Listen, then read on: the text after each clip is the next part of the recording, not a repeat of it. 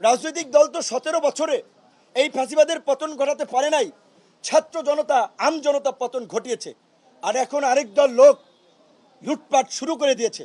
এই 17 বছরের ফ্যাসিবাদকে আমরা উৎখাত করেছি। আজকের এই নব্য লুটপাটকারীদেরকেও আমরা কিন্তু বাংলার মাটিতে আমরা একটা দৈত্য দানব হটাইয়া আর একটা দৈত্য দানবকে ক্ষমতায় আনার জন্য, সরকারে বসানোর জন্য জীবন দেই নেই। এই দেশে যা চলছে এটা তো আর একটা নৈরাজ্য চলছে। এই নৈরাজ্য চলতে পারে না। এখনই মার্কেট দখল, বিল্ডিং দখল, টিভি চ্যানেল দখল, লঞ্চঘাট দখল, খেয়াঘাট দখল, মিল ফ্যাক্টরি দখল। এই যে কোন বাংলাদেশ?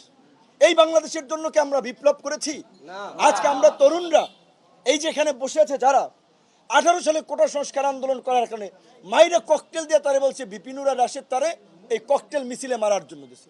প্রত্যেকটা এই শাকিলের মতো মানুষকে র্যাব আপনার অপহরণ করে নিয়ে গেছিল।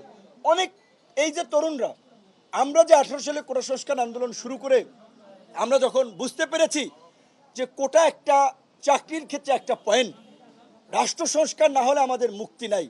তাই কিন্তু আমরা দেখেছেন আপনারা কোটা সংস্কার আন্দোলনের পরপরই আমরা রাষ্ট্র সংস্কারের জন্য এই গণ অধিকার পরিষদ নামক তারুণ্যের নতুন ধারা রাজনৈতিক দল, জনতার অধিকার আমাদের অঙ্গীকার, আমাদের অঙ্গীকার দেশ হবে জনতার, এই স্লোগানকে ধারণ করে আমরা এই দলটা গঠন করি। আমরা যদি 18-র পরে এই 24-এর যদি নির্বাচনে অংশগ্রহণ করতাম, অনেকের এমপি হওয়ার মতো আপনার ট্যাক্স ফাইল ছিল না, অনেকের বয়স হয় নাই। তাহলে আমরা কেন জীবন দিচ্ছি? আমরা কেন সংগ্রাম করছি? এই যে এই আন্দোলনে ছাত্র অধিকারের কমিউনিটি কলেজের সহসভাপতি, কদমতলী থানার যুগ্ম সদস্য সচিব শহীদ হলো, এই চট্টগ্রামে, রংপুরে, অনেকে, সারা দেশে তো শহীদ হয়েছে অসংখ্য মানুষ। কিন্তু আমি বলছি আমরা কেন লড়াইটা করছি? ছাত্র জনতা, রাজনৈতিক দল তো 17 বছরে এই ফ্যাসিবাদের পতন ঘটাতে পারে নাই। ছাত্র জনতা, আম জনতা পতন ঘটিয়েছে। আর এখন আরেক দল লোক লুটপাট শুরু করে দিয়েছে। আমরা হুঁশিয়ারি দিয়ে উচ্চারণ করতে চাই, এই আওয়ামী ফ্যাসিবাদকে, এই 17 বছরের ফ্যাসিবাদকে আমরা উৎখাত করেছি। আজকের এই নব্য লুটপাটকারীদেরকেও আমরা কিন্তু বাংলার মাটিতে যে যা লুটপাট করেছেন, যেখান থেকে লুটপাট করেছেন সেখানে রেখে যাবেন। এবং বিশেষ করে আমি অনতিবিলম্বে মহামান্য রাষ্ট্রপতিকে বলবো, আজকের মধ্যে অন্তর্বর্তীকালীন সরকারে কারা কারা থাকবে সেই বিষয়ে লিখিত সিদ্ধান্ত জানিয়ে দিন। অন্তর্বর্তীকালীন সরকার গঠন না হওয়াই কিন্তু আইন শৃঙ্খলা পরিস্থিতি এখন নিয়ন্ত্রণে নেই। একটা নৈরাজ্য চলছে। গার্মেন্টস জ্বালিয়ে দিচ্ছে, সোয়েটার ফ্যাক্টরি জ্বালিয়ে দিচ্ছে, ওষুধ কোম্পানি জ্বালিয়ে দিচ্ছে। এই ঔষধ কোম্পানিতে তো হাজার হাজার মানুষ কাজ করে, এই গার্মেন্টস ফ্যাক্টরিতে তো হাজার হাজার মানুষ কাজ করে। ওই ফ্যাক্টরি ধ্বংস হলে, পুড়ে গেলে ওই যারা কাজ করে শ্রমিকদের কি হবে? এই মানুষের রুটি রুজির কি হবে?